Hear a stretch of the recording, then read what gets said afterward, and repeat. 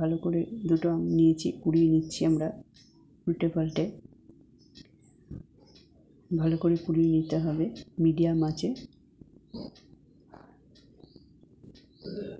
এবার এটা নামিয়ে আমরা একটু পরে নামিয়ে নেব, ফিরে আসছি 2 মিনিট বাদে। এবার এই বাটিতে আমরা নামিয়ে নিয়েছি, ঠান্ডা হয়ে গেছে।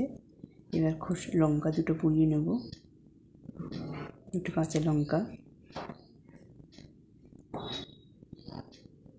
এবার খোসা ছাড়িয়ে ফেলতে হবে, ছাড়িয়ে নিচ্ছি। খোসাগুলো ছাড়িয়ে নিয়ে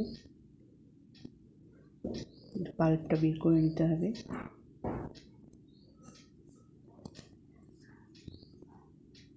এবার এটাকে গ্রেট করে নেব। ফিরে আসছি 2 মিনিট। গ্রেট করা হয়ে গেছে। এবার আমরা একটা মিক্সিং জারে এটা গ্রাইন্ড করে নেব। মিক্সিং জারের মধ্যে আমরা ধনে পাতা, পুদিনা পাতা, কাঁচা লঙ্কা দিয়ে দিলাম। এটা গ্রাইন্ড করে নেব। গ্রাইন্ড করা হয়ে গেছে। এবার একটা পাত্রে নুন, আমের পাল্প, জল,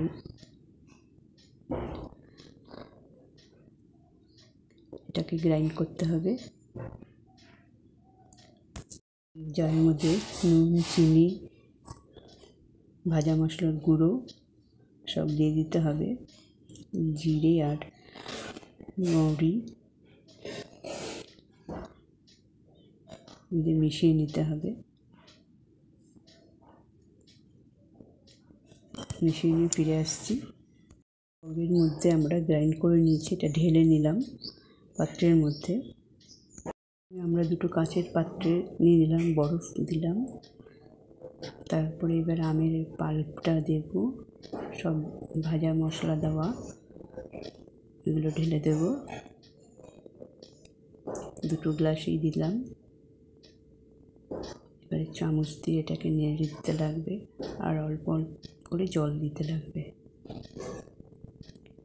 তাহলে আমাদের কাঁচা আম পোড়া শরবত রেডি হয়ে গেল। আম পোড়ার শরবত আমাদের রেডি হয়ে গেছে।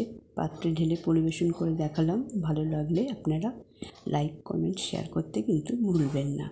ধন্যবাদ।